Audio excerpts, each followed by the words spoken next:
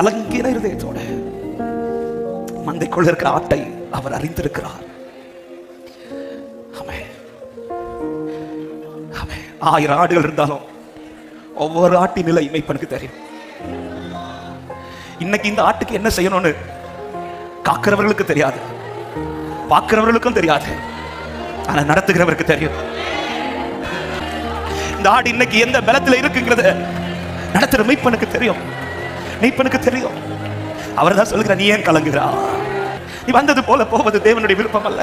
மற்ற எல்லாருக்குமே ஆடு கத்துதுன்னு தான் தெரியும், ஆனா ஏன் கத்துதுன்னு அவருக்கு மட்டும் தான் தெரியும்.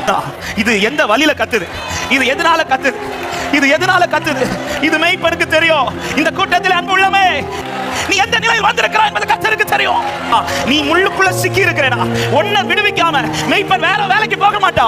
நீ கலங்கி இருப்பேனா, உன்னை விடுவிக்காம மெய்ப்பனுக்கு இனி ஒரு இடத்துக்கு போக தோணாது.